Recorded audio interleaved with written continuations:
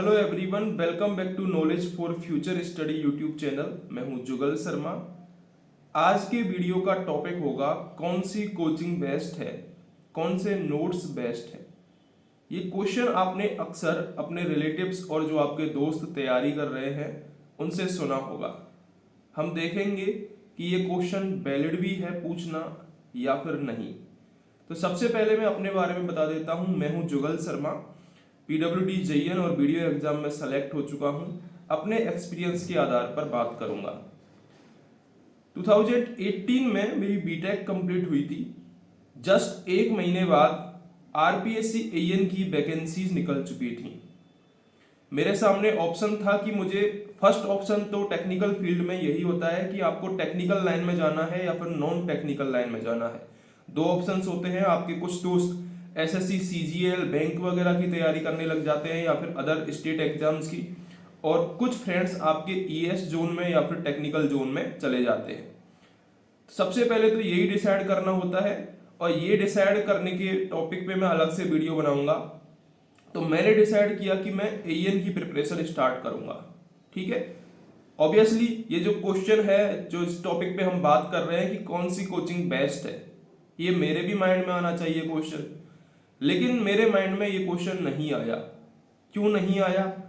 क्योंकि मुझे पता है कि कोचिंग कौन सी बेस्ट है, ये क्वेश्चन राइट नहीं है। राइट क्वेश्चन क्या होगा कि मैं क्या करना चाहता हूं, ये अपने अंदर से आना चाहिए।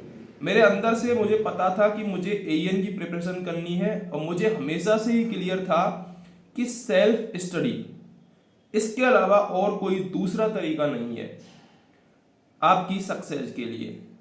मैंने और मेरे दोस्तों ने दो कोचिंग्स का ऑप्शन था। एक कोचिंग थी जिसकी फीस 1 लाख रुपए थी, एक कोचिंग थी जिसकी फीस 20,000 रुपए थी।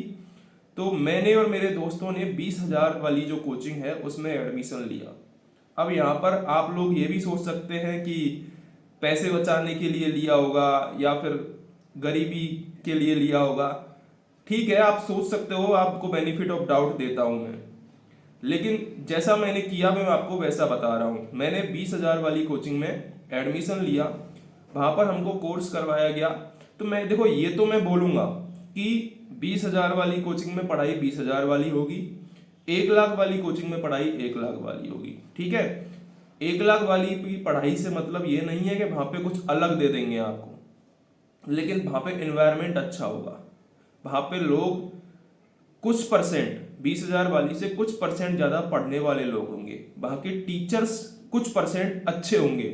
ठीक है, ये मैं मानता हूं। ठीक है, इस चीज में आप अगर कैपेबल हो कि आप 1 लाख रुपए दे सकते हो कोचिंग में, तो आप जरूर दीजिए। ठीक है, लेकिन मैं यहां पर यह भी बोलना चाहूंगा कि आप 1 लाख रुपए देके वो 1 लाख रुपए वाली चीज वसूल रहे हो वहां से नहीं, ये क्वेश्चन जरूर उठना चाहिए। आपने 1 लाख रुपए तो दे दिए, लेकिन आपका मन अंदर से नहीं है कि मेरे को तैयारी करनी है, मेरे को कुछ बनना है, तो फिर वो 1 लाख रुपए वेस्ट है। इसके बजाय आप 20,000 रुपए दे लो अगर आपको कुछ बनना ही नहीं है तो सबसे मेरा यहाँ पर पॉइंट पता है क्या है? पॉइंट है कि आपके मन में से आना चाहिए कि मुझे कुछ करना है, तब तो आप कोई सी भी कोचिंग में चले जाओ, सब बराबर है। क्योंकि एट द एंड हमको क्या जरूरी होता है कि हमारा सेल्फ कॉन्फिडेंस, अब वो अंदर से आना चाहिए कि हमको करना है कुछ, हमको यहाँ से जॉब लगनी है। तो आप अपने आप, चाहे किसी भी कोचिंग में हो, आप 20,000 वाली, देखो हर जगह टीचर होते हैं, 20,000 वाली कोचिंग में भी टीचर होंगे, आप उनसे भी जाके डाउट पूछोगे। अगर आपका जॉब लगने का मन ही नहीं है तो आप 1 लाख वाली में चले जाओ, केवल जाओगे, 4-5 घंटे बैठोगे, वापस आ जाओगे घर पे, सो जाओगे। ठीक है, उससे नहीं होने वाला है। तो ये क्वेश्चन कि कौन सी कोचिंग बेस्ट है, ये कुछ हद तक सही है, 20% सही है, लेकिन 80% आपका डिपेंड करता है कि आप तैयारी कैसे करते हो, आपकी खुद की अप्रोच क्या है, आपका खुद का माइंडसेट क्या है, आपके खुद के गोल्स क्या है, आपको कब तक कंप्लीट करने हैं। मैंने RPSC AN का इंटरव्यू दिया था, मैंने प्री क्वालिफाई किया था, मेंस क्वालिफाई किया था।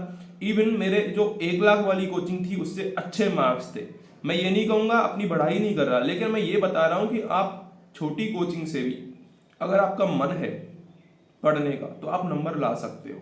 ठीक है, तो इसलिए आप कौन सी कोचिंग बेस्ट है इस पर ना जाएं। हाँ, एक क्वेश्चन ये भी होता है कि हमें समझ में आ रहा है कि नहीं आ रहा, वो जरूरी है। तो वो उसके लिए आप डेमो क्लासेज ले सकते हो कि आपको समझ में कहाँ से अच्छा आ रहा है, ठीक है।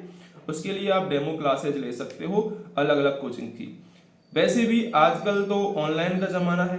आजकल इतना कोरोना के बाद से तो इतना हो चुका है कि आप मोबाइल पे भी पढ़ सकते हो। इतनी सारी कोचिंग्स, इतना सारा मटेरियल्स, इतना पीडीएफ वगैरह सारी चीज़ें अवेलेबल हैं। तो आज आज के टाइम में तो ये क्वेश्चन पूछ ही नहीं सकते कौन सी कोचिंग बेस्ट है। देखो कभी कभार क्या होता है कि मैं कोटा गया था तैयारी करने, तो मैं ना हम लोग क्या करते हैं, नाम जिसका बड़ा होता है ना उसकी तरफ भागते हैं। ये हम जैसे हम कोई ब्रांड खरीदते हैं ना, कपड़ा खरीदते हैं तो उसमें ब्रांड देखते हैं, ऐसे ही हम आजकल हमारी सोच होती है कि कोचिंग भी हम ब्रांड के हिसाब से लें। अगर जैसे मैं कोचिंग किसी बड़ी नामी कोचिंग से नहीं कर रहा हूँ तो मैं कोचिंग ही नहीं कर रहा, ऐसा नहीं होता है। वो केवल हम लोगों को दिखाने के लिए करते हैं कि हम इतनी बड़ी कोचिंग से पढ़ रहे हैं। पढ़ना चाहिए लेकिन अपने अंदर से जरूर आना चाहिए, मेरा कहने का मतलब ये है, ठीक है। बड़ी कोचिंग मायने नहीं रखती, बड़े सपने मायने रखते हैं, बड़े गोल्स मायने रखते हैं, बड़ी मेहनत हार्ड वर्क मायने रखता है, आपका सेल्फ कॉन्फिडेंट मायने रखता है, ठीक है। तो ये था, मैंने एएन का इंटरव्यू दिया था, भगवान की कृपा नहीं हुई, मैं सेलेक्ट नहीं हो पाया, इंटरव्यू में कम मार्क्स दिए गए थे मेरे को। लेकिन मैं आपको ये बताना चाहता हूँ कि आप कहीं पे रह के, आप घर पे रहकर भी पढ़ाई कर सकते हैं। आपने बहुत सारे आईएएस लोगों के इंटरव्यू सुने होंगे, वो बताते हैं जब अपनी जर्नी के बारे में, तो वो यही बताते हैं कि मैंने एक बार तैयारी करी थी, एक बार कोचिंग। देखो सबका अलग अलग होता है, ऐसे भी लोग होते हैं जो 2-3 बार कोचिंग करते हैं, लेकिन बहुत सारे लोग एक बार कोचिंग कर लेते हैं। जैसे मैंने एक बार कोचिंग करी, उसके बाद मैंने सेल्फ स्टडी की है हमेशा, है ना। तो बहुत से लोग ऐसे होते हैं कि एक बार कोचिंग कर लेते हैं, फिर उन्हें समझ में आ जाता है। कोचिंग का रोल होता है हमारी लाइफ में, कोचिंग का रोल क्या होता है, कोचिंग हमें पढ़ना कैसे है वो समझा देती है, कोचिंग हमें सिलेबस बता देती है, कोचिंग से हमारा मोरल समझ में आ जाता है कि हमारे आसपास का एनवायरनमेंट कितनी तैयारी कर रहा है। कोचिंग से हमको ये पता लग जाता है कि लोग कैसे बिहेव कर रहे हैं, एग्जाम के लिए सीरियस है या नहीं। इससे आप में कॉन्फिडेंस आता है, आप लोगों का व्यवहार समझ पाते हो कोचिंग में जाके, आप टीचर की अंडरस्टैंडिंग समझ पाते हो कि टीचर क्या पढ़ाना चाहता है, क्या हमारे एग्जाम में आ सकता है। ये चीजें, सारी चीजें आप सीखते हो, कोचिंग का मटेरियल मिल जाता है आपको, उससे आप पेपर कैसे बन रहे हैं वो देख सकते हो।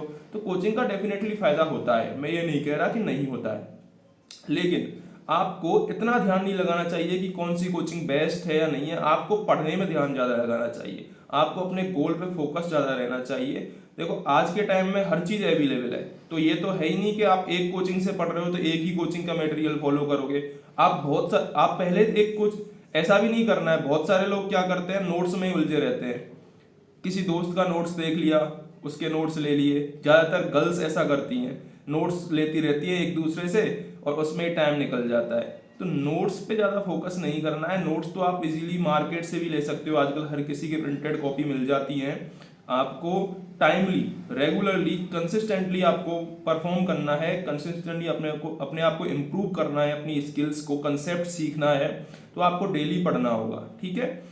तो ये जो क्वेश्चन है कि कौन सी कोचिंग बेस्ट है, ये आई थिंक ना ही पूछें तो बढ़िया रहेगा। थैंक यू, यही बोलना चाहता था।